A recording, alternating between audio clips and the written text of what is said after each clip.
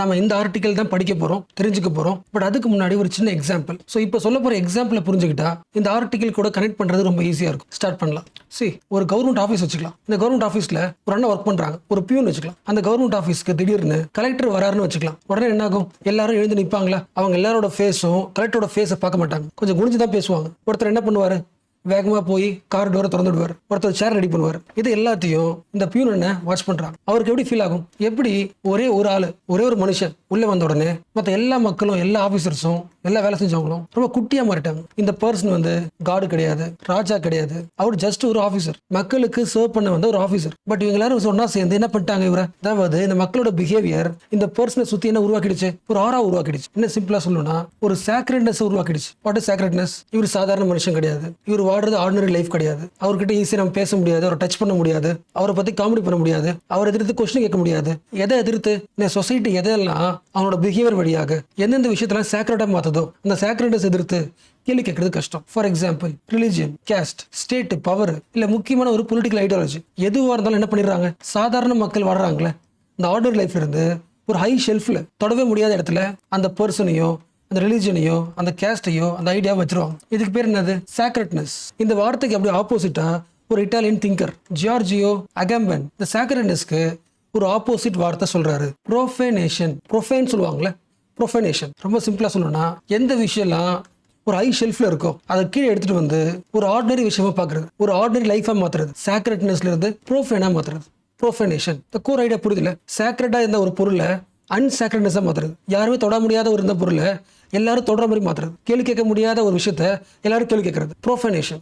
ரொம்ப சிம்பிளா கூட சொல்லணும்னா ஒரு சைல்டு வச்சுக்கலாம். ஒரு குழந்தைகிட்ட அம்மா சொல்லுவாங்க, இது வந்து கிச்சன்ல சாப்பாடை குக் பண்றதுக்கான ஒரு பாத்திரம், இதை டச் பண்ணக்கூடாது, ரொம்ப கவனமா இருக்கணும், ரொம்ப முக்கியமான பாத்திரம்னு சொல்லுவோம். பேரண்ட் சொல்லுவாங்க. சைல்டு என்ன பண்ணும்? ரொம்ப சிம்பிளா, எவ்வளவுதான் நம்ம சாக்ரெட்னு சொன்னாலும் ரொம்ப சிம்பிளா அந்த பாத்திரத்தை கவுத்து போட்டு ட்ரம் வாசிக்கும்ல. நீங்க எதை சாக்ரெட்னு சொன்னீங்களோ அதை விளையாட்டு பொருளை மாத்திருச்சு, ப்ரோஃபேன். இன்னும் சிம்பிளா சொல்லணும்னா சைல்டோட வேர்ல்டே சொல்லலாம். வீட்டில் இருக்கிற எல்லா முக்கியமான பொருளையும், ட்ரெஸ், ஈவன் கன்னு, எனிதிங் எல்லாத்தையுமே டாயா பாக்குற குணம் தானே child. So child profane it. Child என்ன பண்ணாது? அதோட சாக்ரெட்னஸை பார்க்காது, அதை நம்பாது. The child doesn't care about it, it start profaning it. And இன்னொரு எக்ஸாம்பிள் சொல்றாங்க. ஒரு காலத்துல வார் இஸ் லைக் சாக்ரெட், ஒரு பயங்கரமான சீரியஸ் திங். பட் வார்ன்ற அந்த ஹையஸ்ட் ஒரு சீனை ஒரு கேமை மாத்தியாச்சு, கேமா மாத்தியாச்சு, செஸ். ஸோ வார் செஸ்ஸா மாறும்போது அந்த வாருக்கான ஸ்டேட்டஸ் ப்ரோஃபேனா மாறுது. நம்ம அடுக்கிறோம் ராஜா, ராணி, குதிரை, நம்ம யூஸ் பண்ற அன்றாட கேமா மாறிடுச்சு. One of the example of profane. So இந்த ஐடியாவை, இந்த சாக்ரெட் டு அன்சாக்ரெட்னஸ், ப்ரோஃபேனிட்டி, இதை வந்து சிஜேபியோட ஜந்தர் மந்தர் ப்ரொட்டஸ்ட் கூட கம்பேர் பண்ணி பார்க்க முடியுதா? ஈவன் சிஜேபி நேம் வச்சுக்கலாம்ல, ஒரு பொலிட்டிக்கல் பார்ட்டியோட நேம், அதாவது ஒரு ப்ரொட்டஸ்ட் பண்ற ஒரு பார்ட்டியோட நேம் இருக்கும், ஒரு ஹையஸ்ட் ஃபார்மர் இருக்கும்ல, பாரதிய ஜனதா பார்ட்டி நேம் பயங்கர ஸ்ட்ராங்கா இருக்கும்ல. ஒரு பொலிட்டிக்கல் பார்ட்டினா இப்படிதான் இருக்கணும், ஒரு டிஃபரன்ஷன் இருக்குல்ல. சிஜேபி என்ன பண்ணுது? ஒரு பார்ட்டிக்கு நேம் காக்ரோச்னு வைக்கலாம். எந்த ஒரு விஷயத்தை பெருசா நினைக்கிறீங்களோ இந்த பார்ட்டின்ற ஸ்டேட்டஸை காக்ரோச்ன்ற பேரை வச்சு ரொம்ப சிம்பிளா மாத்தலாம். இந்த ப்ராசஸ்க்கு இன்னொரு வார்த்தை ப்ரோஃபேன்னு சொல்லலாம், இன்னொரு வார்த்தை டெசக்ரேஷன். எந்த விஷயத்துல மக்கள் அன்டச்சபிள் நினைக்கிறாங்களோ, அதாவது ரொம்ப ஹையஸ்ட் லெவல்ல இருக்கு, டச் பண்ண முடியாது, அன்டச்சபிள் நினைக்கிறாங்களோ அதெல்லாம் டச் பண்ற மாதிரி மாத்துறது, டிசக்ரேஷன், ப்ரோஃபேனேஷன். ஸோ இது புரிஞ்சுல? இப்போ நெக்ஸ்ட் இப்படி யோசிங்களேன், இந்த ப்ரோஃபேனேஷனை இந்தியாவில் சிஜேபிக்கு முன்னாடி வேற யாரும் பண்ணலையான்னு கேட்டா நிறைய எக்ஸாம்பிள் சொல்லலாம். இப்போ உங்களுக்கு புரிஞ்சிருக்கும். பட் ஹிஸ்டாரிக்கலா சில எக்ஸாம்பிள் சொல்லும்போது வாட் இஸ் ப்ரோஃபனேஷன் இன்னும் கொஞ்சம் டீப்பா புரியும். ஒரு இந்தியன் என்ன பண்றாருன்னா லண்டனுக்கு போறாரு. லண்டனோட ராஜாவை மீட் பண்ண போறாரு. இந்த உலகத்தையே ரூல் பண்ண லண்டன்ல இருக்கிற கிங் தானே, கிங் ஆஃப் இங்கிலாந்து தானே. எங்க இருப்பாங்க? பக்கிங்ஹாம் பேலஸ் தானே. ஸோ அந்த பேலஸ்க்கு ஒரு சாதாரண ஒரு இந்தியன் போறாரு, உள்ள அலோவ் பண்றாங்க. பட் இந்த இந்தியன் எந்த ட்ரெஸ் போட்டு போறாருன்னா ரொம்ப சிம்பிளா ஒரு துணி, மேலாடை கூட இல்லாம துண்டு மட்டும் கட்டிக்கிட்டு ராஜாவை பார்க்க போறாரு. யாரும் தெரியும்ல, காந்தி. ஸோ பேர் செஸ்ட், பேர் ஃபீட், இந்த ஷூ எதுவுமே கிடையாது. உள்ள போகும்போது பிரஸ் ஆளுங்க கேட்கறாங்க, ராஜா எவ்வளவு பெரிய ஆளு, அவர் எப்படி இருப்பாரு, என்ன சூட்ல இருப்பாரு, நீங்க பாக்க இப்படி போறீங்களே, ஒரு ராஜாவை நீங்க இந்த அட்டையர்ல பாக்குறது உங்களுக்கு எம்ப்ரேசிங்கா இல்லையா? அவர் என்ன சொல்லிருக்கலாம்? இல்ல, this is the simple of India's poverty, இல்ல இதனோட சிம்பிளிசிட்டி அப்படின்னு சொல்லிருக்கலாம். அந்த கொஸ்டினை சட்டையரா மாத்துறாரு. எனக்கு தேவையான சட்டையும் கூட சேர்த்து ராஜா போட்டிருக்காரு. What is the meaning? ஒரு ஆளுக்கு எவ்வளவு ட்ரெஸ் போடணுமோ அதோட எக்ஸ்ட்ரா ட்ரெஸ் போட்டுக்கிட்டு ஒரு ஆள் உள்ள உட்காந்துருக்காரு. புரிஞ்சுல? ஒரு ராஜா எந்த அளவுக்கு ட்ரெஸ் பண்ணணுமோ அதை விட எக்ஸ்ட்ரா க்ரௌனு, மெடலு நிறைய போட்டு உட்காந்துருக்காரு. ரொம்ப சிம்பிளா கிங் இஸ் ஓவர் ட்ரெஸ்ட்னு ஒன்னு சொல்லியாச்சு. ஆக்சுவலா இந்த இன்சிடென்ட் பார்க்க ரொம்ப சிம்பிளா இருக்கும். பட் காந்தி என்ன பண்றாரு? எந்த ஒரு பவரை கொஸ்டினே கேட்க முடியாதோ அந்த பவரை சட்டையர் பண்றாரு, அந்த போஸ்டரை கேள்வி கேட்கிறாரு. சட்டையர்னா தெரியும்ல, எனக்கு தெரிஞ்சதுதான். ஒரு சீரியஸான விஷயத்த ஹியூமரா மாத்தி சொல்றது, எந்த விதமான ரூலை பிரேக் பண்ணாம ரொம்ப சீரியஸான ஃபேஸ் இல்லாமல் ஒரு சீரியஸ் இஷ்யூவை ரொம்ப ஹியூமராக சொல்கிறது தான் சட்டேர். உங்களுக்கே தெரியும் மோஸ்ட் ஆஃப் தி டைம் இந்த ஹியூமர் தான் என்ன பண்ணும், எதெல்லாம் ஹையஸ்ட் ஷெல்ஃபில் இருக்கோ சேக்ரடாக இருக்கோ அது என்ன மாற்றும், ப்ரூஃப் என்ன மாற்றும். இது வரைக்கும் ராஜாவோட ட்ரெஸ்ஸை எப்படி பார்த்தாங்களோ இப்போ அதே ராஜாவோட ட்ரெஸ்ஸை காமெடியாக பார்க்குறாங்க. ஒரு காமன் மேன் கலாய்க்கிற லெவலுக்கு போயிடுச்சு. This is called profanation through satire. ஆக்சுவலாக காந்தி வந்து இதுக்கு முன்னாடி எதெல்லாம் பிரிட்டிஷ் பீப்புள் சேக்ரெட் நினைச்சாங்களோ அது எல்லாத்தையும் பிரேக் பண்ணியிருக்காரு. எல்லா சேக்ரெட்டையும் ப்ரோஃபைனாக மாற்றிருக்காரு. ஃபார் எக்ஸாம்பிள் நம்ம நிறைய எக்ஸாம்பிள் பார்க்கலாம். பட் காந்தின்றது நம்ம மாடர்ன் இந்தியா நிறைய படிச்சிருப்போம். ஸோ அதனால ரிலேட் பண்ணிக்கிறது ஈஸியாக இருக்கும். ஓகேவா? ஃபர்ஸ்ட் முக்கியமானது மோஸ்ட் ஃபேமஸ் நான் கோஆபரேஷன் வச்சுக்கலாம்ல. இந்த இந்தியாவோட சிறந்த கட்டடங்கள், most purest form, most sacred சொல்றது பிரிட்டிஷ் கட்டின கோர்ட், பிரிட்டிஷ் கட்டின ஸ்கூல், பிரிட்டிஷ் உருவாக்கின டைட்டில்ஸ், பதக்கம், எதெல்லாம் பியூர்னு சொல்றியோ காந்தி என்ன சொல்றாரு, இந்த எந்த விஷயத்துக்குள்ள வரமாட்டோம், நான் கோஆபரேஷன். இதுக்கப்புறம் இந்தியன்ஸ் பிரிட்டிஷ் உருவாக்கின பிரிட்டிஷ் கோட்டைன்னு சொல்லப்படுற இந்த கோர்ட்டோ ஸ்கூலோ டைட்டில்ஸோ எதையுமே வாங்கிக்க மாட்டோம். எங்களுக்கு அது பெரிய விஷயம் கிடையாது. டிஃபரன்ஸ் புரியுதா? காந்திக்கு முன்னாடி வரைக்கும் எங்களையும் அதுக்குள்ளே சேர்த்துருங்க, ஸ்கூலுக்குள்ளே எங்களை அலோவ் பண்ணுங்க, பார்லிமெண்ட்டுக்குள்ளே எங்களை அலோவ் பண்ணுங்க, உள்ள வர ஆசைப்பட்டோம். பட் காந்தி என்ன பண்றாரு, அது எங்களுக்கு தேவையே கிடையாது, இட் இஸ் வர்த்லெஸ், நாங்கள் உள்ளே வரல. அப்போ எந்த விஷயங்கள்ல ஹையஸ்ட் டிமாண்ட்ல இருந்துச்சோ, ஹை ஷெல்ஃப்ல இருந்துச்சோ, ப்ரோஃபனா மாறியாச்சு. யாரும் மதிக்காத தன்மை ஆர்டினரியா மாறிடுச்சு. இதே தீம்ல இன்னொன்று பாய்காட்ஸ். எதை முக்கியமா, பிரிட்டிஷோட குட்ஸ் தானே. பிரிட்டிஷோட குட்ஸ் இந்தியாவுக்குள்ள வந்தாலே பார்க்க எப்படி இருக்கும், சுப்பீரியரா இருக்கும்ல, சுப்பீரியர், மாடர்ன், ஃபேப்ரிக்கா இருக்கும், அதை வாங்கணும் ஆசை இருக்கும். பட் காந்தி என்ன முடிவு பண்றாரு, எத்தனை சேக்ரெட் ட்ரெஸ் சொல்றியோ அந்த ட்ரெஸ்ஸை பாய்காட் பண்றோம், எங்களுக்கு அது வருத்தே கிடையாது, நாங்கள் வாங்கவே மாட்டோம். பிரிட்டிஷ் பொருளுக்கு இந்தியாவில் மதிப்பே கிடையாது. இன்னும் எக்ஸ்ட்ரீம் லெவல், பிரிட்டிஷ் ட்ரெஸ் என்ன பண்ணலாம், எரிக்கலாம். இப்போ நீங்க எதை வந்து பெருசு நினைக்கிறீங்களோ அது எரிச்சான அர்த்தம் சேக்ரெட்னஸ்ல இருந்து ப்ரோஃபைனா மாறுது. அண்ட் ஃபைனலி ஒரு இந்தியனோட கௌரவம் எது, பிரிட்டிஷ் கொடுக்குற டைட்டில்ஸ். யாரும் டைட்டில்ஸ் வாங்கினாங்களோ, விருதுகள் வாங்கினாங்களோ திருப்பி தராங்க, இது தேவையே இல்லைன்னு. So leaders publicly renounce their titles. Point புரிச்சுல, யாராவது உங்களுக்கு அவார்டு கொடுக்குறாங்கன்னா நம்ம என்ன பண்ணுவோம், அதை ஹானர் பண்ணுவோம், அதை டிஸ்பிளே பண்ணுவோம், அதை வேல்யூ பண்ணுவோம். இங்க என்ன நடக்குது, அதை வர்த்லெஸ்னு திருப்பி தரும். So this is also profanation. ஓரளவுக்கு புரியுதுல? எஸ். அப்போ ஒரு பவர் எதிர்க்கிறதுக்கு 2 வழிகள் இருக்கு. there are 2 parts. ஃபர்ஸ்ட் சண்டை போடுறது, வயலண்ட் ரிவால்ட், கவர்மெண்ட் கூட டைரக்டா ஃபோர்ஸோட சண்டை போடுறது. இன்னொரு மெத்தட் ப்ரோஃபனேஷன், அந்த பவரோட சேக்ரெட்னஸை ப்ரோஃபனா மாத்துறது, ஹியூமர் பண்ணி, ரெஃப்யூஸ் பண்ணி, பாய்காட் பண்ணி. புரிஞ்சா? கவர்மெண்ட் நினைச்சா, ஒரு ஸ்ட்ராங் கவர்மெண்ட் நினைச்சா எல்லா வயலண்ட்டை கூட தாங்கிட முடியும், ஒரு வார எதிர்த்து கூட சர்வையிட முடியும். ஆனா ப்ரொஃபனிட்டி எதிர்த்து சர்வாக முடியாது. அந்த பவரை சட்டையர் பண்ணி, காமெடி பண்ணி, ஹியூமரா பண்ணி மாத்திட்டா அதோட சேக்ரெட்னஸ் குறைஞ்சிரும். ஸோ காந்தி பிரிட்டிஷோட ஆர்மியே ஜெயிக்கல, பிரிட்டிஷோட ஃபீலிங்கை பிரேக் பண்ணாரு. ஒரு சாதாரண மனுஷன் இவ்வளவு ட்ரெஸ் போட அவசியம் இல்லை. இப்போ கிங்கும் ஒரு ஆர்டினரி மேனை கம்பேர் பண்ணி ப்ரொஃபைன் பண்றாரு. ரொம்ப சிம்பிளா சொல்லணும்னா அந்த பிம்பத்தை உடைக்கிறாரு. ஆனா உங்களுக்கு தெரியும், இப்போ பார்த்தது எல்லாமே இந்தியாவோட எக்ஸாம்பிள்ஸ். வேர்ல்டு லெவல் நிறைய எக்ஸாம்பிள்ஸ் இருக்கு. நம்ம எல்லாருக்கும் தெரிஞ்ச பேசிக் எக்ஸாம்பிள் ஹிட்லரை யாரும் ஓப்பனா மார்க் பண்ண முடியாது. அதாவது ஹிட்லரை யாரும் ஓப்பனா கிரிட்டிசைஸ் பண்ண முடியாது. கிரிட்டிசைஸ் பண்ணா ஜெயில் தான். பட் அதே ஹிட்லரை யார் பார்க்குறா, ரொம்ப தூரமா இருக்கிற அமெரிக்காவில் இருக்கிற சார்லி சாப்ளின் பார்க்குறாரு. ஹிட்லர் மாதிரி என்ன பண்றாரு, நடிக்கிறார். எதை பார்த்து எல்லாரும் பயந்தாங்களோ அதே ஹிட்லரோட நடையை பார்த்து காமெடியா சிரிக்கிறாங்க. ஸோ படம் பேரு தி கிரேட் டிக்டேட்டர் வச்சுக்கிட்டு ஹிட்லரை முழுக்க காமெடி பண்றாரு. அப்ப இது வரைக்கும் யாரை பார்த்து பயந்து இருந்தாலும் மக்கள், அதே மக்கள் அந்த ஆளை பார்த்து சிரிக்க ஆரம்பிக்கிறாங்க படத்துல. This is profanation again. So Gandhi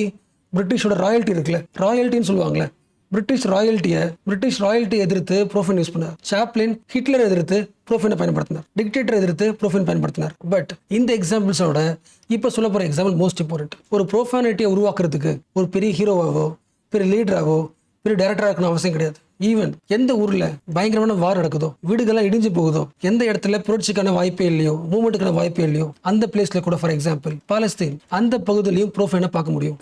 so இந்த வார் டைம்ல கூட பாலஸ்தீன்ல வார் நடக்குது. பட் அவங்களோட ப்ரொடெஸ்ட் எப்படி ரொம்ப காலமாவே இருக்கு. ஸோ பாலஸ்தீன் மக்கள் என்ன பண்றாங்க, அவங்களோட தினசரி கஷ்டங்கள் இருக்குல்ல, அவங்களோட தினசரி கஷ்டங்களை கூட ஹியூமரா மாத்துறாங்க, ஹியூமரா மாத்தி சட்டையர் பண்றாங்க. So what is the point, humour becomes the political tool. For example நீங்க பார்த்துருப்பீங்க, ஒருவேளை பார்க்காத ஸ்டூடெண்ட் ஃப்ரீ டைம்ல இதை பாருங்க, ALHUDOOD.net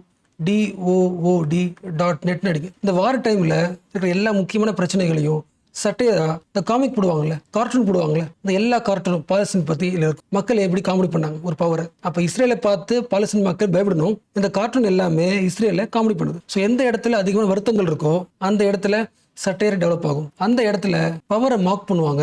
so humour becomes the political tool. இது வந்து ஒரு எக்ஸாம்பிளுங்க. அந்த வெப்சைட்ல நிறைய கார்ட்டூன் இருக்கு, அதுல ஒரு கார்ட்டூன் ரேண்டமா எடுத்திருக்கு, அலி ஜயீதோட கார்ட்டூன். இந்த இமேஜ் புரியுதா? இது வார் பிளேஸ்ல நிறைய ட்ரோன்ஸ் வரும், ஃபிளைட் கிராஷ் ஆகுது, வீடு இடிஞ்சு போகுது. அப்ப இடிஞ்சு போன நகரத்துக்குள்ள அந்த துயரத்தை பார்க்காம என்ன பண்றாங்க, அங்க ரியல் எஸ்டேட் கமர்ஷியலா எப்படி மாத்தலாமோ யோசிக்கிறாங்க. அந்த ரியல் எஸ்டேட்ல பேசுவாங்களே அந்த புரோக்கர்ஸ், இந்த இடத்த பாருங்க, இவ்வளவு இடிஞ்சு போன வீட்டுல இந்த வீட்டுல இல்ல பங்களா இருக்கு, இங்க இருந்து பாத்தீங்கன்னா அந்த ரியல் எஸ்டேட் சொல்லுவாங்களே, உங்களுக்கு பீச் தெரியும், ஒரு லக்ஸரியான ஒரு சி வியூ தெரியும் சொல்லுவாங்களே, அந்த மாதிரி இடிஞ்சு போன நகரத்துக்குள்ள சொல்றாங்க, இது அழகான பங்களா லைட்டா இடிஞ்சிருக்கும், பட் முக்கியமான பிளேஸ். இதை வாங்கிட்டீங்கன்னா இங்கிருந்து ஃபிளைட் கிராஷ் ஆகிறதெல்லாம் பார்க்கலாம். ஃபிளைட் கிராஷா இடிஞ்சு விழுந்த அந்த பாகங்கள்லாம் ஈஸியா பார்க்குற சீன் இது. இந்த இடம் முக்கியமான ஷெல்டர். இந்த இடத்த வாங்கிக்கோங்க. ஸோ லிங்க் பண்ண முடியுதுல, இது சட்டையர் தானே. ஒரு வார இடத்துல மக்கள் எப்படி வீடு கூட சர்வே ஆகுறாங்க அப்படின்ற விஷயத்த, சுத்தி எப்படி இருக்குன்ற விஷயத்த ஒரு சட்டையரா சொல்றாங்க. இது ஒன் ஆஃப் தி எக்ஸாம்பிள். அந்த சைட் பாருங்க, நிறைய கார்ட்டூன்ஸ் இருக்கு. ஸோ ஈவன் சொல்லணும்னா அந்த சைட் பாக்குறீங்களா, அடுத்து இன்னொன்று பாருங்க, நஜ்ஜி அல் அலி. இவர் ஒரு கார்ட்டூனிஸ்ட். கடைசி 10 வருஷமா 20 வருஷமா 30 வருஷமா 40 வருஷமா கார்ட்டூன் வரைக்கிற ஒரு முக்கியமான ஆளு. பாலஸ்தீன் கார்ட்டூனிஸ்ட். என்ன பண்றாரு, கார்ட்டூன் வழியா பவர் கேள்வி கேட்கிறான்னு அர்த்தம். யாரை பார்த்து பயப்படுறோமோ அவங்கள ப்ரோஃபைனா மாத்துறாரு. ஃபர்ஸ்ட் பார்த்தோம்ல, ஒரு கவர்மெண்ட்டுக்கு வார கூட ஃபேஸ் பண்றோம், இந்த ப்ரோஃபைனிட்டியா மாத்துறது, என்னோட இமேஜை மாத்துறது பிடிக்காது. ஸோ கார்ட்டூன் வரைஞ்ச ஒரு பர்சனை அரெஸ்ட் பண்ணி தூக்கில போடுறாங்க. யோசிக்க முடியுதா? எப்படி ஒரு கார்ட்டூனிஸ்ட்டை கொலை பண்ற அளவுக்கு கவர்மெண்ட் யோசிக்கும்? கார்ட்டூன் வரைகிற ஒரு பர்சனை கொலை பண்ணணும்னு யோசிக்குதுன்னா கவர்மெண்ட் தன்னோட இந்த ஹை ஷெல்ஃப் மேல, இந்த சேக்ரடைஸ் மேல எவ்வளவு ஸ்ட்ராங்கா இருக்கு. ஸோ ஃப்ரீ டைம்ல இந்த வெப்சைட் பாருங்க. நான் தனியாக ஒரு ஆர்டிகல் ஷேர் பண்றேன், பட் இமேஜ் பார்த்துங்க, the cartoons of Naji al Ali. So கண்டிப்பா ஃப்ரீ டைம்ல இதை பத்தி படிங்க, முக்கியமான ஆளு. இந்த இமேஜ் பாருங்க. அந்த இமேஜ் சொல்லுது இல்ல, இந்த கம்பியில மாட்டிட்டு இருக்க குழந்தை இருக்குல்ல, அம்மா என்ன பண்ண ட்ரை பண்றாங்க, அந்த எல்லா கம்பியும் பூவா மாத்த ட்ரை பண்றாங்கல்ல, அவரோட பெயிண்டிங். அடுத்து இந்த இமேஜ் பாருங்க. இவரெல்லாம் வந்து 1940s பிறந்தாலும். இந்த இமேஜ் புரியுதா? ஸோ இந்த இமேஜ் பாருங்க, நான் ஜஸ்ட் ரேண்டமா காட்டுறேன். இந்த இமேஜ் பாருங்க, அவங்க கண்ணு உடம்பு முழுக்க எல்லாமே அந்த கம்பி ஒயர் கிழிச்சாலும் அவங்க கையில் இருக்கு பாருங்க, ஒரு ஹோப் இருக்குல்ல. இது பாருங்க, இஸ்ரேல் மர்டர்ட் தி பீஸ், இந்த இமேஜுக்கு பேர். So what is the point?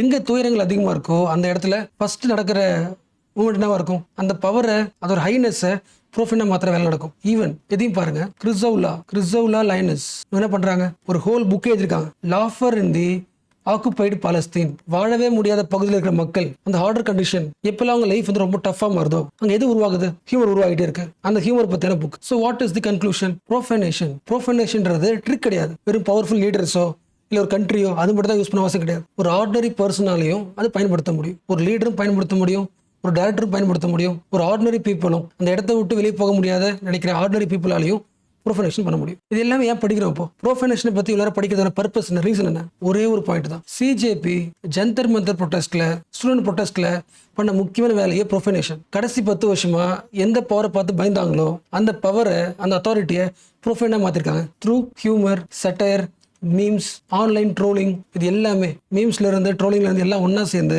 இந்த எக்ஸசிவ் பவர் ஆஃப் ஸ்டேட் எதிர்த்து கேள்வி கேட்டிருக்கு. ஸ்டேட்டை ப்ரோஃபனேஷன் பண்ணிருக்கு. பட் என்னாச்சு, நிறைய மீடியாஸ் இந்த ப்ரொட்டஸ்ட்டை ரெடியூஸ் பண்ண ஆரம்பிச்சாங்க. கிளியரா இது ஒரு ப்ரோஃபைன் ஒர்க்னு பேசல. என்ன பண்ணிட்டாங்க, எப்பவுமே இருக்குல்ல ஒரு ப்ரொட்டஸ்ட்டுக்குள்ள ஒரு ஆங்கரா ஸ்லோகன் பேசும்போது சம்டைம்ஸ் ஸ்லர்ஸ், அசிங்கமா பேசிடுவாங்க, ஒரு அபியூசிவ் ஸ்லோகன் சொல்லுவாங்க. அதெல்லாம் தப்பு தான். ஒரு ப்ரொட்டஸ்ட்ல அபியூசிவ் ஸ்லோகன் பேசுறது தப்பு தான். அதை என்கரேஜ் பண்ணல. அபியூசிவ் ஸ்லோகன் வேற, ப்ரோஃபைன் வேற, உங்களுக்கு புரிஞ்சிருக்கும். பட் ஒட்டுமொத்த ப்ரொட்டஸ்ட்டுமே ப்ரோஃபைனை மறைச்சு இது ஒரு இன்ஃபார்மல் மூவ்மெண்ட். அபியூசிவ் ஸ்லோகன் பேசின ஒரு movement. It is the collapse of சிவிலிட்டின்னு சொன்னாங்க. ஒரு பொலிட்டிக்கல் சிவிலிட்டி இப்படி இருக்காது, ஒரு அரசியல் ப்ரொடெஸ்ட் இப்படி இருக்காது. அது கொலாப்ஸ் ஆயிருக்கு இந்தியாவில். It is anarchism. யாருமே இல்லாத ஒரு குழப்பமான ஒரு ஊர், ஒரு குழப்பமான ப்ரொடெஸ்ட். எதுக்கு ஃப்ரேம் பண்றாங்க? இந்த ப்ரொடெஸ்ட்டை அன்சிவிலைஸ்டு ப்ரொடெஸ்ட் சொல்றது வழியாக ஸ்டேட் தன்னோட பிம்பத்தை உடையாம பாத்துக்குது. அதுக்கு சில மீடியாஸ் ஹெல்ப் பண்ணுது. என்னன்னு சொல்றாங்க, இந்த ப்ரொடெஸ்ட் நடத்தின பார்ட்டி வந்து ஒரு பொலிட்டிக்கல் பார்ட்டி கிடையாது, அதுக்கு பெரிய லீடர்ஸே கிடையாது, ஜஸ்ட் ஒரு மீம் பேஜ் ஆரம்பிச்சது, யாரும் மெம்பர் ஆகலாம், அது போல ப்ரொடெஸ்ட். இது ஒரு informal protest and it is நான் இன்ஸ்டிடியூஷனல் ப்ரொடெஸ்ட்.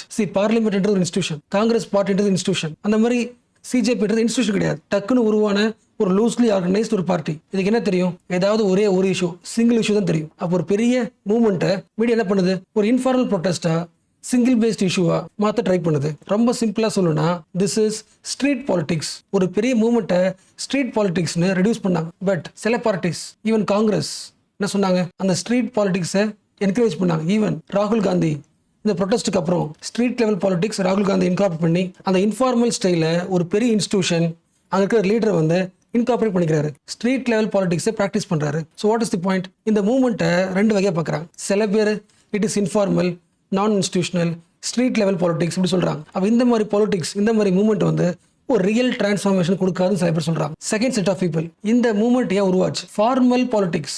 இது வரைக்கும் இருந்த பாலிடிக்ஸ் எதுவுமே ஸ்டேட் எதிர்த்து கேள்வி கேட்கல. அப்படி கேள்வி கேட்டது சரியா டெலிவர் ஆகல, ஃபெயில் ஆயிருக்கு. ஸோ எப்பெல்லாம் ஃபார்மல் பாலிடிக்ஸ் ஃபெயில் ஆகுதோ, இன்ஃபார்மல் பாலிடிக்ஸ் என்பது ஒரு நெசசரி டூலா வந்து நிற்கும். ஆட்டோமேட்டிக்கா அந்த இன்ஃபார்மல் பாலிடிக்ஸை எல்லாரும் அக்செப்ட் பண்ண ஆரம்பிப்பாங்க. திஸ் இஸ் நெசசிட்டிஸ் அவங்க சொல்றாங்க. ஸோ கிளியர் இல்ல. ஸோ இது வரைக்கும் நம்ம என்ன பார்த்தோம்? சிஜேபியோட ப்ரொடெஸ்ட்டை எந்த மாதிரி மீடியா ஷேப் பண்ணுது? அன்சிவில், இன்ஃபார்மல் பாலிடிக்ஸ், நான் இன்ஸ்டிடியூஷனல், சிங்கிள் இஷ்யூ பேஸ்ட் இல்ல தானே பார்த்தோம். ஸோ மீடியா எப்படி காயின் பண்ணுது? ஸ்டேட்டை எதிர்த்து கேள்வி கேட்ட ஒரு ப்ரொடெஸ்ட்டை அதோட ஃபார்மை ரெடியூஸ் பண்றது. ஸோ இதை விட்டுருங்க. இப்போ நீங்க யோசிங்க, சிஜேபி உருவாக்குன இந்த பாலிடிக்ஸ்க்கு, இந்த டைப் ஆஃப் ப்ரொடெஸ்ட்டுக்கு நீங்க ஒரு நேம் சொல்லுவீங்கன்னா உங்க பாயிண்ட் ஆஃப் வியூல எந்த டேர்ம் காயின் பண்ணுவீங்க? கண்டிப்பா ரேடிக்கல்னு சொல்லலாம். சில பேருக்கு ரேடிக்கல்ன்ற வார்த்தை வந்து தப்பா புரிஞ்சுக்கிறாங்க. ரேடிக்கல்னா வந்து வயலண்ட், ரேடிக்கல்னா எக்ஸ்ட்ரீம் நினைக்கிறாங்க. அப்படி கிடையாது. ஃபார் எக்ஸாம்பிள், இப்போ நீங்க சில விஷயம் பேசுறீங்க, இல்ல ப்ரொடெஸ்ட் பண்றீங்க, உங்களை ரேடிக்கல் சொல்றாங்கன்னா அதுக்கு என்ன மீனிங்னா, யூஸ்வலா நீங்க எங்க போனாலுமே அங்க ஒரு சிஸ்டம் ஒர்க் ஆகும். உங்களோட வாய்ஸ், உங்களோட கேள்வி வந்து அந்த சிஸ்டத்தோட ரூட் இருக்கும்ல, ரூட் அசம்ப்ஷன் சொல்லுவாங்க. அந்த சிஸ்டம் எதை நம்பி உருவாக்கி இருக்கோ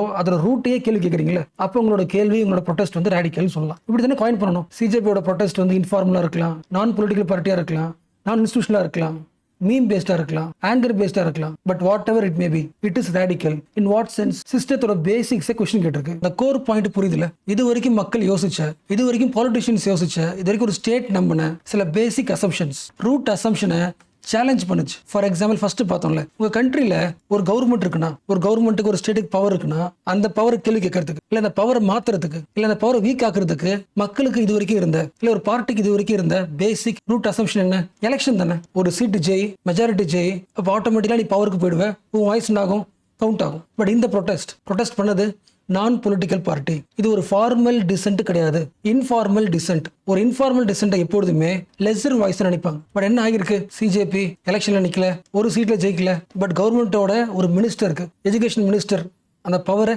வீக் ஆக்கிருக்கு. கவர்மெண்ட் இறங்கி பேசிருக்கு, ஃபாஸ்டிங் ஜெயிச்சிருக்கு, ஒட்டுமொத்த நேஷனும் நோட்டீஸ் பண்ணிருக்கு. அப்ப இது வரைக்கும் பாலிடிக்ஸ்னா எலெக்ஷன் மட்டுமே நம்பிட்டு இருந்த மக்கள், ரியல் பாலிடிக்ஸ்ன்றது மூவ்மெண்ட். எலெக்ஷன் வழியா வர வேண்டிய சேஞ்ச் மூவ்மெண்ட் வழியாகவும் சேஞ்சை உருவாக்க முடியும். அந்த ரூட் ஆஃப் தி அசம்ப்ஷனை மாத்தி இருக்கு. Therefore it is radical. So இந்த மூவ்மெண்ட்டுக்குள்ள மக்களோட ஆங்கரும் இருக்கு, அந்த ஆங்கருக்குள்ள பொலிட்டிக்கல் கண்டென்ட்டும் இருக்கு, அந்த பொலிட்டிக்கல் கண்டென்ட் நியூ ஸ்டைலாவும் இருக்கு. So this movement is radical. ஆக்சுவலா இந்த வார்த்தை இருக்குல்ல, நியூ ஸ்டைல், இதை கொஞ்சம் ஃபோக்கஸ் பண்ணணும். ஆல்மோஸ்ட் முடிச்சாச்சு. பட் லாஸ்ட் இந்த விட ஃபோக்கஸ் பண்ணலாம். எப்பொழுதுமே ஒரு ஜெனரேஷனுக்கு, எல்லா காலகட்டத்திலையும் ஒரு ஜெனரேஷனுக்கு தன்னோட வாய்ஸை, தன்னோட ஒப்பீனியன் சொல்றதுக்கு சில டூல்ஸ் இருக்கும். அதே ஜெனரேஷனுக்கு ஒரு கட்டத்துக்கு மேல இந்த பழைய டூல்ஸ் ஒர்க் அவுட் ஆக மாட்டேங்குது. என்ன பண்ணலான்ற கொஸ்டின்ஸ் வரும். அப்ப என்ன பண்ணுவாங்க அந்த ஜெனரேஷன்? அந்த ஓல்டு டூல்ஸ்க்கு பதில் நியூ டூல்ஸை உருவாக்குவாங்க. உங்களுக்கு தெரிஞ்சது மீம்ஸ், சட்டையர், காக்ரோச், ஒரு மாக்கிங் நேம். ஸோ நியூவஸ்ட் டூலை உருவாக்கி பவருக்கு ப்ரெஷர் பண்ணுவாங்க. ஆக்சுவலா உங்களுக்கு தெரிஞ்சது தான் இந்த நியூ ஸ்டைல் ஆஃப் பாலிடிக்ஸ் இருக்குல்ல, this is going to shape the India's new democracy. இந்தியாவோட டெமோக்ரஸி ஃபியூச்சர்ல எப்படி இருக்குன்றது முடிவு பண்ண போறது this new type of political style, questioning the power through satire and making the power profane.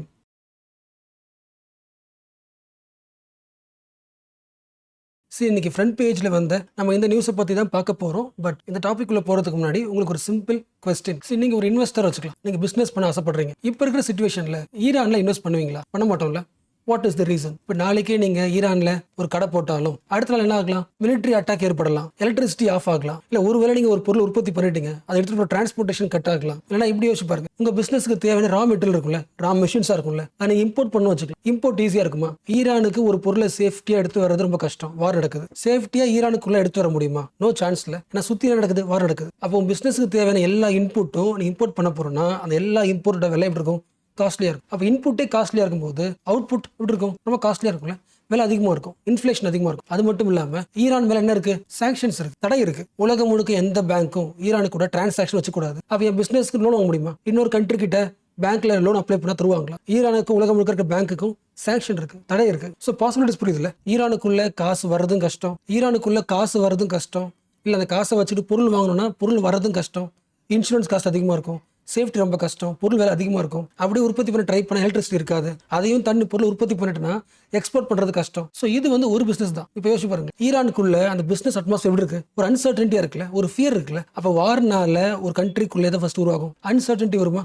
ஒரு பயம் வருமா? குழப்பம் வருமா? ஒரு பயம் வந்துட்டாலே செகண்ட் ஸ்டெப் இன்வெஸ்ட்மெண்ட் ஸ்லோ ஆயிடும். இன்வெஸ்ட்மெண்ட்டே இல்லைன்னா ஃபேக்டரிஸ் ரன் ஆகும். ஃபேக்டரிஸ் ரன் ஆகுறதுனா ஜாப்ஸ் இருக்கு, மக்களுக்கு காசு இருக்காது, யாரும் வேலைக்கு போக முடியாது, காசு சம்பாதிக்க முடியாது, வீட்டுக்கு சாப்பாடு பொருள் வாங்க முடியாது. ரொம்ப பேசிக் எக்கனாமிக்ஸ்ல நம்ம எல்லாருக்கும் தெரிஞ்ச எக்கனாமிக்ஸ். பட் 1 செகண்ட் சம்மரைஸ் பண்ணு. ஈரான்ல வார் நடக்குது, வார் பிளஸ் சாங்ஷனும் போட்டாச்சு, தடை உத்தரவு போட்டாச்சு. ஈரான் உற்பத்தி பண்ற பொருளை எந்த கண்ட்ரி வாங்கக்கூடாது, ஈரானுக்கு யாரும் காசு கொடுத்து ஹெல்ப் பண்ணக்கூடாது, நிறைய தடை போட்டாச்சு. ஸோ வார் பிளஸ் சாங்ஷன் எதை உருவாக்கும்? சப்ளை கஷ்டமா? அந்த ஊருக்கு வர வேண்டிய பொருள் வராது, சப்ளை டஃப் ஆகும். அப்போ ஒரு கண்ட்ரில வார் நடக்குதுன்னா அந்த ஊருக்குள்ள சப்ளை என்ன ஆகும்? இன்புட் வர்றது, ரா மெட்டீரியல் வர்றது, என்ன ஆகும்? Supply becomes difficult. Supply difficult ஆச்சுன்னா ப்ரொடக்ஷன் காஸ்ட் இன்க்ரீசஸா, காஸ்ட் அதிகமாகிடும். உற்பத்தி பண்ற காஸ்ட் அதிகமாயிடுச்சுன்னா பொருள் விலை பிரைஸ் அதிகமாகிடும். அப்ப சாதாரண மக்களோட, ஆர்டினரி ஃபேமிலிஸோட பர்ச்சேசிங் பவர் இருக்கும் ரொம்ப வீக்கா இருக்கும். எல்லா பொருளையும் வாங்க முடியாது. இது கூட சேர்த்துக்கிட்டு அன்எம்ப்ளாய்மெண்ட் இன்னும் கஷ்டம். அப்ப இந்த மாதிரி சிச்சுவேஷன்ல அந்த எல்லா மக்களையும் காப்பாற்றுற பொசிஷன்ல லீடர்ஸ் இருப்பாங்களே, பிரசிடென்ட், அவங்களோட முடிவு என்னவா இருக்கும்? வார ஸ்டாப் பண்றது என்ன இருக்கும்? வார ஸ்டாப் பண்ணணும், ரொம்ப முக்கியமா சாங்ஷனை ஸ்டாப் பண்ணணும், தடையை ஸ்டாப் பண்ணணும். நம்ம கண்ட்ரிக்கு பொருள் வரணும், ப்ரொடக்ஷன் ஈஸியாக பண்ணணும், எக்ஸ்போர்ட் ஈஸியாக பண்ணணும், எல்லா கண்ட்ரிஸ் கூடயும் நம்ம ட்ரேட் வச்சுக்கணும். அதானே யோசிக்கும். So simple. இப்போ ஒன்ஸ் அகைன் ஃபிளாஷ்பேக் வரலாம். சின்ன பேசிக். அமெரிக்கா, இஸ்ரேல், ஈரானை எப்போ அட்டாக் பண்ணாங்க? February 28, 2026. கரெக்டாக 6 மாசம் சிவியர் கான்ஃபிளிக்டா. இந்த கான்ஃபிளிக்ட்னால யாருடைய பொருளாதாரம் பயங்கர டேமேஜ் ஆச்சு? ஈரான் தானே. அதனை பார்த்தோம். ஒரு நார்மலா ஒரு இன்புட் வர வேண்டியது கூட ஸ்டாப் ஆயிடுச்சு. எக்ஸ்ட்ரா சாங்ஷன் வேற. அப்போ லாஸ்ட் 6 month வரல. அப்போ ஈரானோட எக்கனாமி டேமேஜ் ஆச்சுன்னா ஈரான் யோசிக்கும், என்னோட பெயினை, என்னோட எக்கனாமிக்கல் டேமேஜை உங்களுக்கும் தரேன். நான் என்ன பண்றேன்? பெர்ஷியன் கல்ஃபை மூடுறேன், ஸ்டேட் ஆஃப் ஃபார்மர்ஸை மூடுறேன், யாருக்குமே ஆயில் போகாது, எங்களோட எக்கனாமிக் பெயின் இருக்குல்ல, அது நீங்களும் என்ன பண்ணுங்க, சஃபர் பண்ணுங்க. ஸோ கான்ஃபிளிக்ட் ஸ்ட்ராங் ஆகுதுல. அந்த கான்ஃபிளிக்ட்டை தடுக்கிறதுக்கு என்ன பண்றாங்க? ஜூன் மாசம் ஒரு 6 மாசத்துக்கு அப்புறம் MOUல நான் பேப்பர்ல பார்த்துருக்கோமே, MOU போடுறாங்களே, மெமரண்டம் ஆஃப் அண்டர்ஸ்டாண்டிங். உங்களுக்கே தெரியும் MOUன்றது, உங்களுக்கே தெரியும் MOU என்றது என்ன கிடையாது. It is not piece treaty. 2 கண்ட்ரியும் என்ன பண்ணலாம்? ஃபர்ஸ்ட் நெகோஷியேட் பண்ணிக்கலாம். உனக்கு என்ன வேணும், எனக்கு என்ன வேணும் பேசிக்கலாம். ஈரான் கிட்ட இருந்து அமெரிக்கா என்ன தேவை, அமெரிக்கா கிட்ட இருந்து ஈரானுக்கு என்ன தேவை, 2 பேரும் என்ன பண்ணலாம்? சில பாயிண்ட்ஸ் பேசிக்கலாம், ஒரு அண்டர்ஸ்டாண்டிங் வரலாம். இந்த அண்டர்ஸ்டாண்டிங் வரதுக்கு 60 days டைம் வச்சு. பட் என்னாச்சு? லாஸ்ட் வீக் August 17 அப்போ அந்த MOU கொடுத்த 60 days முடிஞ்சு போச்சு. 60 days கொடுத்தோம் 2 கண்ட்ரிஸும் கான்ஃபிளிக்ட்டை தடுக்க முடியல. அதாவது ஈரான் டிமாண்டை USA கேட்க மாட்டேங்குது, USA டிமாண்டை ஈரான் கேட்க முடியும். ஒவ்வொருத்தவங்க ஒரு பாயிண்ட்ல ஸ்ட்ராங்கா நிற்கிறாங்க. 2 கண்ட்ரி நடுவில் என்ன கிடையாது? ட்ரஸ்ட் கிடையாது. So once again, what is Iran's point of view? இந்த MOU வழியாக ஈரான் சொல்ற டிமாண்ட் என்ன? எங்க கண்ட்ரி மேல நிறைய சாங்ஷன் போட்டீங்க, இந்த எல்லா சாங்ஷனும் ரிமூவ் பண்ணுங்க. ரிமூவ் பண்ணிட்டா ஸ்ட்ரைட்டா ஃபார்மர்ஸ் ரிலாக்ஸ் பண்ணும், எல்லா கப்பலும் ஈஸியாக போக முடியும். USA பாயிண்ட் ஆஃப் வியூ என்ன? ஸ்ட்ரைட்டா ஃபார்மர்ஸ் ஃபர்ஸ்ட் ரிலாக்ஸ் பண்ணு, உன்னுடைய நியூக்ளியர் ப்ராஜெக்ட்டை பத்தி டிரான்ஸ்பரன்சியா சொல்லு, உன்னோட நியூக்ளியர் ப்ராஜெக்ட்டை ஸ்டாப் பண்ணு. இதெல்லாம் பண்ணிட்டா அப்புறம் நீ சொல்றது என்ன பண்றேன்? உன் மேல சாங்ஷனை தடை என்ன பண்றேன்? ஸ்டாப் பண்றேன். இது தெரிஞ்ச விஷயம் தானே. அடிக்கடி பேப்பர்ல ஒரு பாயிண்ட் என்ன? Hormuz problem. What is Hormuz problem? பார்த்தோம்ல, உங்களுக்கு தெரியும். அங்கே இன்ட்ரோடியூஷன் பண்றேன் ரொம்ப சிம்பிளா. ஸோ ஈரான் என்ன சொல்லுது? USA எங்க மேல சாங்ஷன் போட்டுக்கிட்டே இருக்கு. What is sanction?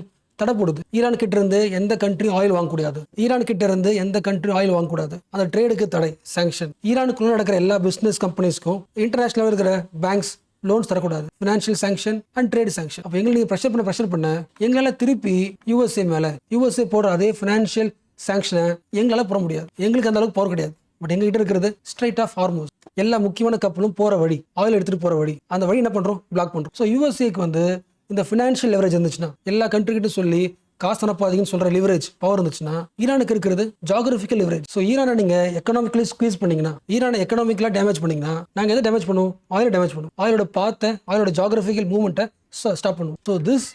So this geographical leverage is the bargaining power of Iran. இந்த பவர் வச்சுக்கிட்டு தான் USA கிட்ட ஈரான் என்ன பண்ணுது? டிமாண்ட் பண்ணுது, எங்களோட சாங்ஷனை தூக்குங்க, இதை ஃப்ரீ ஆக்கிடும். பட் அமெரிக்கா தெளிவா சொல்லிடுச்சு, ஹார்மோஸ் ரிலாக்ஸ் பண்ணு, உன்னோட நியூக்ளியர் ப்ரோக்ராம் பத்தின டீடைல்ஸே இருக்கக்கூடாது. ஸோ ஃபர்ஸ்ட் நீ இதை பண்ணு, அப்புறம் சாங்ஷனை ரிலீஸ் பண்றேன். பட் இந்த டீலுக்கு ஈரான் ஒத்துக்குமா? வாய்ப்பே இல்லை. அதுக்கிட்ட இருக்கிற பவரே ஜியோகிராபிக்கல் பவர் தான், ஸ்ட்ரைட் ஆஃப் ஹார்மோஸ் தான். அப்போ தனக்கு தேவையான எல்லா பாயிண்ட்ஸும் USA ஒத்துக்காத வரைக்கும் இந்த ஹார்மோஸ் ப்ராப்ளம் இருக்கும். ஹார்மோஸ் ப்ராப்ளம் அப்படியே தான் இருக்கும். ஸோ ப்ராப்ளம் அப்படியே அன்ரிசால்வ்டா இருக்கும்னா என்ன அர்த்தம்? ஈரான் என்ன பண்ணும்? தன்னோட எக்கனாமி எந்த அளவுக்கு கஷ்டப்படுதோ அந்த அளவுக்கு அந்த ரூட்ல தன்னோட கப்பலை நிக்க வச்சு பிளாக் பண்ணும், எந்த கப்பல் வரவிடாம தடுத்துரும். இது ஃபர்ஸ்ட். இது மட்டும் பண்ணல, ஹார்மோஸ் வழியா கப்பல் உள்ள வராம பாஸ் ஆக தடுக்கிறதுக்கு ஈரான் 3 வேலை பண்ணுச்சு. அன்னைக்கு பார்த்துருப்பீங்க. ஃபர்ஸ்ட், அந்த ரூட் வழியா வர்ற கப்பலை சீஸ் பண்ணுச்சு. தன்னோட கப்பற்படை இருக்கும்ல, ரெவல்யூஷனரி கார்டு, அதெல்லாம் கொண்டு வந்து எந்த டேங்க் வருதோ, ஆயில் டேங்க்ஸ்லாம் வருதோ, அதை கேப்சர் பண்ணி அப்படியே தன்னோட இடத்துக்கு கூட்டு வந்துருச்சு. சீஸ் பண்ணி தன் ஏரியா கொண்டு வந்துருச்சு. இது ஒன்று. ரெண்டாவது, அதையும் தாண்டி நீங்க போனீங்கன்னா கடல்ல நிறைய சி மைன்ஸ் வச்சிருப்பாங்க, வெடிகுண்டு மாதிரி. அதை தாண்டி போனீங்கன்னா வெடிச்சிடும். So sea mines also real threat இல்ல, ஈரான் வச்சிருந்துச்சு. சில ஆயில் டேங்க் வெடிச்சது. அண்ட் தேர்ட், அந்த ஹார்மோஸ் ரூட் வழியா வரீங்களா,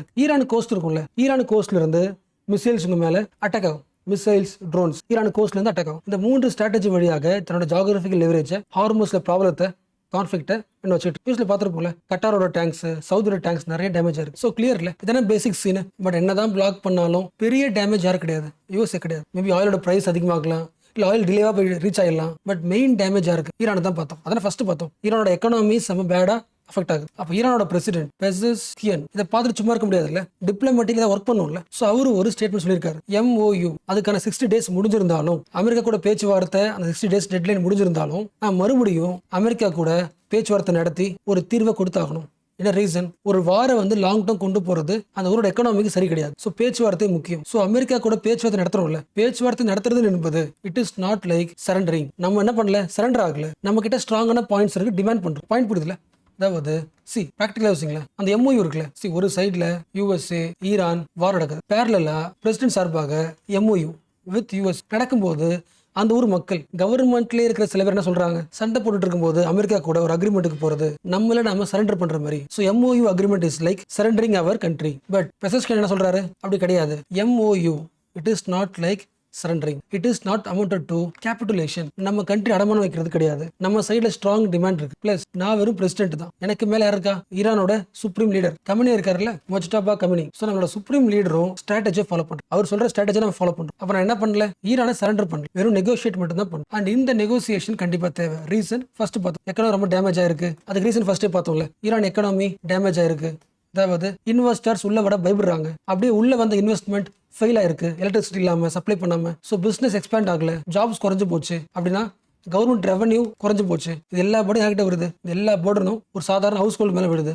அப்போ இந்த சிச்சுவேஷன்ல நெகோசியேஷன் இஸ் இம்பார்ட்டன்ட். நம்ம டிமாண்டை ஸ்ட்ராங்கா வைக்கும் ஈரானோட பிரசிடென்ட் பாயிண்ட் ஆஃப். ஸோ ரொம்ப காலத்துக்கு இன்டெஃபினட்டா ஒரு வாரம் இன்டெஃபினட்டா போக விட முடியாது. ஒரு ஸ்டேட் வந்து இன்டெஃபினட்டா ஹை ரிஸ்க் ஸ்டேட்டா வச்சிருக்க முடியாது. சீக்கிரமா பிசினஸ் ஃப்ரெண்ட்லியே மாத்தணும், இன்வெஸ்டர் ஃப்ரெண்ட்லியே மாத்தணும், சீக்கிரமா இன்வெஸ்டர் ஃப்ரெண்ட்லியே மாத்தணும். அப்போ சாங்ஷனை தூக்கணும். சாங்ஷன் தூக்கணும்னா நம்ம நெகோஷியேட் பண்ணி ஆகணும். நம்ம ஜியோகிராபிக்கல் லெவரேஜை வச்சுக்கிட்டு நெகோஷியேட் பண்ணலாம். யாரோட point of view, negotiation MOU 60 days இதெல்லாம் முடிஞ்சதுக்கு அப்புறம் கூட நெகோசியேஷனை கண்டினியூ பண்ணலாம். வாருக்கு போக தேவையில்லை. Negotiation Pezeshkian point of. இப்போ நெக்ஸ்ட் இன்னொருத்தவங்க பாயிண்ட் ஆஃப் அப்படிலாம் கிடையாது. அந்த எம்ஓயு முடிஞ்சு போச்சு, அந்த டேஸ் முடிஞ்சு போச்சு, நாம சொல்ற டிமாண்ட் யூஎஸ்ஏ கேட்கல, அவன் எக்ஸ்ட்ரா ப்ரெஷர் போட ரெடி ஆயிட்டு இருக்கான், எக்ஸ்ட்ரா சாங்ஷன் போட ரெடி ஆயிட்டு இருக்கான். அப்போ இந்த டைம் வந்து நம்ம திரும்பி மிரட்ட வேண்டிய டைம் இது. யார் சொல்றா, ஈரான்ல கவர்மெண்ட்ல இருக்கிற இன்னொரு ஆஃபீஸர் மொசன் ரெசாய், ஈரானோட சுப்ரீம் நேஷனல் செக்யூரிட்டி லீடர். ஈரான்ல ஒரு நேஷனல் செக்யூரிட்டி கவுன்சில் இருக்கு, என்எஸ்சி, நேஷனல் செக்யூரிட்டி கவுன்சில். அந்த சுப்ரீம் நேஷனல் செக்யூரிட்டி கவுன்சிலோட ஹெட் தான் ரெசாய். ஸோ அவர் ஒரு ஸ்டேட்மெண்ட் தெரிய சொல்லிட்டார், ஃபியூச்சர்ல இப்போ வர காலத்துல ட்ரம்ப் எக்ஸ்ட்ரா ப்ரெஷர் கொடுத்தாருன்னா அந்த எக்ஸ்ட்ரா ப்ரெஷர் ஈரானோட எக்கனாமிக் எந்த அளவுக்கு பெயின் கொடுக்குமோ அதே பெயினை அமெரிக்காவுக்கு பிளஸ் அமெரிக்காவை சப்போர்ட் பண்ற ஏஷியன் கண்ட்ரிஸ், அந்த கண்ட்ரீஸ்க்கும் அந்த பெயினை நாங்கள் காட்டுவோம், ரீடாலேட் பண்ணுவோம். ஸோ ப்ரெஷர் கொடுக்குற ஒரு கண்ட்ரி கிட்ட திருப்பி தர வேண்டியது ப்ரெஷர் தானே தவிர நெகோசியேஷன் கிடையாது. நமக்கு எவ்வளவு பெயின் தராங்களோ அதே ஈக்குவல் பெயின் நம்மளும் தரணும். உங்களுக்கு பயம் வரணும். அதுக்கு பேர் என்ன, டிட்டரன்ஸா. ஈரான் மேல கை வைக்கிறதுக்கு பயப்படணும், டிட்டரன்ஸ். ஸோ ஒரு ஆளு டிட்டரன்ஸ் பேசுறாரு, இன்னொரு ஆளு டிப்ளமசி பேசுறாருல, ரெண்டு பாலிடிக்ஸும் ஒரே சைட்ல போறது கரெக்ட். ஒரு கண்ட்ரிக்கு டிப்ளமசியும் தேவை, டிட்டரன்ஸும் தேவை. அந்த ரெண்டு ஐடியாவை ஆப்போசிட்டா பார்க்காம ஈரானுக்கு ரெண்டுமே ஸ்ட்ராங்கா பார்க்கணும். அந்த கோர் பாயிண்ட் புரியுதுல, எந்த அளவுக்கு டிப்ளமசி முக்கியமோ அதே அளவுக்கு டிட்டரன்ஸும் முக்கியம். பயத்தை தரணும். யாருக்கு, அமெரிக்காவுக்கு மட்டும் கிடையாது, அமெரிக்காவுக்கு சப்போர்ட் பண்ற. ஃபார் எக்ஸாம்பிள் இப்போ அமெரிக்கா சாங்ஷன் போட்டுச்சுன்னா அமெரிக்காவுக்கு சப்போர்ட் பண்ற நெய்பரிங் கண்ட்ரி, ஈரானை சுத்தி இருக்கிற நெய்பரிங் கண்ட்ரிஸ் யாராவது சப்போர்ட் பண்றாங்கன்னா அந்த பெயின் அவங்களும் காட்டும், ரிட்டர்ன். இப்போ அடுத்த கொஸ்டின், பெயின் எப்படி காட்டுறது, விளக்கு தெரியும்ல, strait of Hormuz 1/5 of global oil போற ரூட் தானே. Yes. What is the point, ஒவ்வொரு கண்ட்ரிக்கு ஒரு பவர் இருக்கும். எப்படி யூஎஸ்ஏக்கு டாலர், சாங்ஷன், மிலிட்டரி, அலையன்சஸ் இதெல்லாம் பவரோ, ஈரானுக்கு geography, missiles, regional capability plus Hormuz. Item missiles இருக்கு, ட்ரோன்ஸ் இருக்கு, ஸ்ட்ரைட் ஆஃப் ஹார்மஸ் ஜியோகிராஃபி இருக்கு, அதோட பிளேஸ் யூனிக் ஜியோகிராபிக்கலி. ஸோ ஒவ்வொரு கண்ட்ரி தன்னோட பவர் என்ன பண்ணும், தன்னோட பவரை வெப்பனைசம். ஸோ கிளியர்ல இது வரைக்கும் பார்த்த பாயிண்ட்ஸ்ல புரிஞ்சுல. பட் ட்ரம்ப் செம்ம ஸ்ட்ராங்கா இருக்காரு. இந்த டீலை நீ அக்செப்ட் பண்ணி ஆகணும். அக்செப்ட் பண்ணலனா உனக்கு போட்ட சாங்ஷன் இன்னும் கொஞ்சம் ஹார்ஷரா மாறும். So what is the America's logic, ட்ரம்போட லாஜிக் என்ன, ஒழுங்கா இந்த டீலை அக்செப்ட் பண்ணிக்கோ, இல்லைன்னா இன்னும் எக்ஸ்ட்ரா பனிஷ்மெண்ட் ஆட் ஆகும். அந்த எக்ஸ்ட்ரா பனிஷ்மெண்ட் என்ன உருவாக்கும், ஈரானை இன்னும் கொஞ்சம் சிவியரா மாத்துமா எக்கனாமிக்கலா. அப்ப அந்த சிவியரிட்டியில அமெரிக்கா சொல்றதை ஈரான் அக்செப்ட் பண்ணி ஆகும். இது அமெரிக்காவோட லாஜிக். இந்த டீல் அக்செப்ட் பண்ணிக்கிட்டா இதோட முடிச்சுக்கலாம், இல்லைன்னா எக்ஸ்ட்ரா சாங்ஷன் அதிகமாயிட்டே இருக்கும், பனிஷ்மெண்ட் அதிகமாயிட்டே இருக்கும், இன்னும் எக்ஸ்ட்ரீம் பிரச்சனைக்கு போயிடுவேன், ரொம்ப வீக் ஆயிடுவேன். அப்ப ரொம்ப வீக்காக கடைசியா நீ என்கிட்ட தான் வந்தாகும். இதுக்கேற்ற மாதிரியே recent update, America is ready with next extreme financial sanction, aggressive new financial sanction towards Iran. இப்ப இருக்கிற சாங்ஷன்லயே உங்க ஊர்ல ஜாப் கிடையாது, விலைவாசி ரொம்ப அதிகமா இருக்கு, இன்னும் எக்ஸ்ட்ரா சாங்ஷன் போட்டா இன்னும் வீக் ஆயிடுவேன். அப்ப ரொம்ப வீக் ஆனதுக்கு அப்புறம் ஆட்டோமேட்டிக்கா நீயே தேடி வருவேன். ஸோ கிளியர்ல அந்த லேட்டர் புரிஞ்சுல, அந்த ஒரு ஸ்டெப் புரிஞ்சுல கிளியர்ல. அண்ட் ஆல்சோ எப்படி யூஎஸ்ஏ ஈரான் இந்த டிப்ளமேட்டிக் பேட்டில் நடந்துட்டு இருக்கும், ரெண்டு கவர்மெண்ட் போய் சண்டை போடுதோ அதுக்கு பேரலா அதிகமான பிரச்சனை யாருக்கு, மக்களுக்கு தான். அந்த வார் வந்து டிலே ஆக அதோட எல்லா இம்பாக்ட் எங்க வந்து சேரும், எக்கனாமில மக்களை இம்பாக்ட் பண்ணும்ல. அப்ப மக்களோட வாழ்வாதாரத்துக்காக இதோட ஸ்டாப் பண்ணிக்கலாம், முடிஞ்ச அளவுக்கு யூஎஸ்ஏ கூட டிப்ளமசி பண்ணி இந்த வாரை சரி பண்ணலான்றது ஒரு டீம் இங்க ஈரானுக்குள்ள. இது ஒரு பெர்ஸ்பெக்டிவ். இன்னொரு பெர்ஸ்பெக்டிவ், யூஎஸ்ஏ சொல்ற எல்லா கண்டிஷனும் அக்செப்ட் பண்ணிட்டா அமெரிக்காவுக்கு புரிஞ்சிடும், நம்ம ப்ரெஷர் பண்ண ஈரான் கேட்குதுன்னு அக்செப்ட் பண்ணிக்கும். அப்ப ஃபியூச்சர்ல ஏதாவது பிரச்சனை வந்துச்சுன்னா ஈரானுக்கு ப்ரெஷர் கொடுத்தாலே போதும், அந்த ப்ரெஷருக்கு பயந்து என்ன பண்றோம், அக்செப்ட் பண்ணிக்கின்ற ஸ்டாண்டுக்கு வந்துடும். அதனால யூஎஸ் எவ்வளவு ப்ரெஷர் கொடுத்தாலும் அக்செப்ட் பண்ண வேணாம். இது யாரோட பாயிண்ட் ஆஃப் வியூ? ஈரானுக்குள்ள இருக்கிற இன்னொரு பாயிண்ட் ஆஃப் வியூ. முக்கியமான பாயிண்ட் ஆஃப் வியூ ரெசை பாயிண்ட் ஆஃப் வியூவா. இவர் என்ன சொல்றாரு பார்த்தோம், யூஎஸ் எந்த அளவுக்கு ப்ரெஷர் தருதோ அதே அளவுக்கான ப்ரெஷரை நம்ம திருப்பி தரணும். நாம திருப்பி ப்ரெஷர் கொடுப்போம் பயந்தா மட்டும்தான், அந்த டிட்டரன்ஸ் உருவாக்கினா மட்டும்தான் இது கிளியர் ஆகும். ஸோ ஒரு சைட்ல டிப்ளமசி, இன்னொரு சைட்ல டிட்டரன்ஸ். நம்ம கண்ட்ரி மேல ப்ரெஷர் போடுறதுக்கும் பயப்படணும். நமக்கு யார் ப்ரெஷர் தராங்களோ அவங்க மேல ப்ரெஷர் பண்ற ஆக்டிவிட்டிஸ் நம்ம பண்ணணும். ஸோ கிளியர் இல்ல. ஸோ இன்னைக்கு ஃப்ரண்ட் பேஜ்ல வந்த இந்த ஆர்டிகளோட பேக்ரவுண்ட் இதுதான். So Pezeshkian point of view பார்த்தாச்சு, ரெசை பாயிண்ட் ஆஃப் வியூ பார்த்தாச்சு.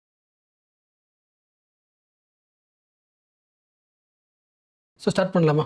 நம்ம இந்த நியூஸ் தான் பார்க்க போகிறோம். Kaziranga mining activity, supreme court committee, Assam கவர்மெண்டோட இன்ஆக்ஷன், இதெல்லாம் பார்க்க போகிறோம். பட் ஸ்டார்ட் பண்ணுறதுக்கு முன்னாடி ஒரு சின்ன டிராயிங் மாதிரி பார்க்கலாம். ஃபார் எக்ஸாம்பிள் இதுதான் வந்து பிரம்மபுத்திரா ரிவர் வச்சுக்கலாம். ஜஸ்ட் இமேஜின் பண்ணுங்களேன், நார்த்ல இருந்து சவுத் ஒரு பிளேஸ் டிஃபைன் பண்ண போகிறோம். இது வந்து நமக்கு மேப் மாதிரி அந்த பிளேசஸ்லாம் அக்குரேட்டாக தேவையில்லை. இது வழியா ஒரு ஐடியா தெரிஞ்சுக்கிறோம். அந்த ஐடியா தான் முக்கியம். ஓகேவா? ஸோ நார்த்ல ஸ்டார்ட் ஆகும்போது பிரம்மபுத்திரா ரிவர் இருக்கு, இப்படி ஃப்ளோ ஆகும். அப்படியே கீழே கசிரங்கா நேஷனல் பார்க் இருக்கு. இங்க சில செட்டில்மெண்ட்ஸ் இருக்கு, வீடு மாதிரி வச்சுங்களேன். அடுத்து இங்க எப்படி ஒரு நேஷனல் பார்க் இருக்கோ அதே மாதிரி முக்கியமான ஏரியா, அதாவது இது ஒரு ஹேபிட்டா, இங்க ஒரு habitat Karbi Anglong hills. So நார்த்ல இருந்து சவுத் இப்படி நீங்க வந்தீங்கன்னா அசாம்ல இந்த ஐடியாவை பிக்சரைஸ் பண்ணிக்கணும். பிரம்மபுத்திரா ஒரு நேஷனல் பார்க், அதை தாண்டி கிராஸ் பண்ணிட்டே வந்தா இன்னொரு ஹில்ஸ்க்கு வந்துடலாம். இப்போ நீங்க ட்ரை பண்ணுங்க. இந்த ஐடியால இருந்து ஒரு சிம்பிள் கொஸ்டின், இது நேஷனல் பார்க், இது ஹில்ஸா? இது நேஷனல் பார்க், இது ஹில்ஸ். இது உயரமா இருக்கும், ஹில்ஸ் தானே. ஒருவேளை இந்த ரிவர்ல இருந்து ஃப்ளட் வந்துச்சுன்னா எங்க அதிகமா ஃபில் ஆயிடும்?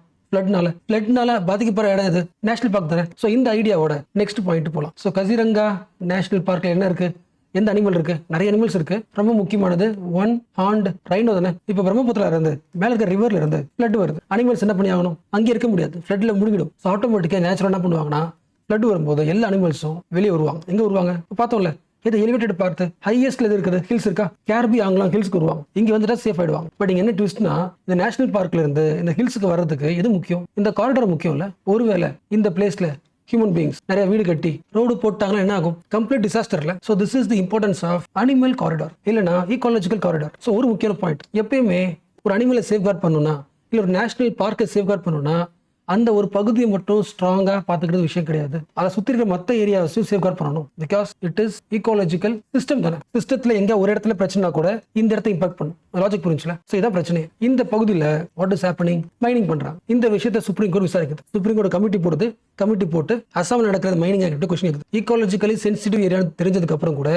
மைனிங் பண்றாங்கன்னா இந்த மைனிங்க்கு அத்தாரிட்டி யார் கொடுத்தது? அவங்க கொஸ்டின் கேட்கறாங்க. கொஸ்டின் கேட்கும்போது தெரிய வருது, இந்த அனிமல் காரிடார் இருக்குல்ல, பஃபர் ஏரியா, அந்த ஏரியா பாதுகாக்கப்படவில்லை. ஸோ கமிட்டி என்ன பண்ணுது? உடனடியாக ஆர்டர் பண்ண சொல்லுது. அசாம் கவர்மெண்ட் உடனடியாக சில முக்கியமான 9 அனிமல் ஏரியாஸ், அனிமல் காரிடார்ஸ், அதை அஃபிஷியல் நோட்டிஃபை பண்ண சொல்லுது. ஸோ ஓரளவுக்கு அந்த பேசிக் கிளியர்ல. பட் இன்னும் சில பாயிண்ட்ஸ் இந்த ஆர்டிகல் கொடுத்துருக்காங்க, அதையும் பார்க்கலாம். So one second, first question, Assam government question கேட்கறது யார்? சுப்ரீம் கோர்ட் ஒரு எக்ஸ்பர்ட் கமிட்டியை ஒன்று கிரியேட் பண்ணுது. இதுக்காக என்விரான்மெண்டல் பேஸ்ட் இல்ல ஃபாரஸ்ட் பேஸ்ட், என்விரான்மெண்ட் சம்பந்தப்பட்ட ஃபாரஸ்ட் சம்பந்தப்பட்ட ஒரு எக்ஸ்பர்ட் பாடி, சென்ட்ரல் எம்பவர்டு கமிட்டி. ஆக்சுவலா இது எக்ஸ்ட்ரா பாயிண்ட். இந்த சென்ட்ரல் எம்பவர்ட் கமிட்டி இருக்குல்ல, இது அசாம்காக மட்டும் போடல. சுப்ரீம் கோர்ட்டு நிறைய வேலை இருக்கு. சுப்ரீம் கோர்ட்ல இருக்கிற எல்லா ஜட்ஜுமே என்விரான்மெண்டலி ஸ்ட்ராங்கா இருக்க மாட்டாங்க. அப்ப என்விரான்மெண்ட் சம்பந்தப்பட்ட விஷயத்தை அனலைஸ் பண்றது ஒரு எக்ஸ்பர்ட் கமிட்டி 2002 போட்டாங்க. ஒரு கேஸ் நடந்துச்சு, பாருங்க, TN கோதாவர்மன் கேஸ். இந்த கேஸ்ல ஒரு எக்ஸ்பர்ட் கமிட்டி உருவாக்கி அந்த கமிட்டி என்ன பண்ணணும்?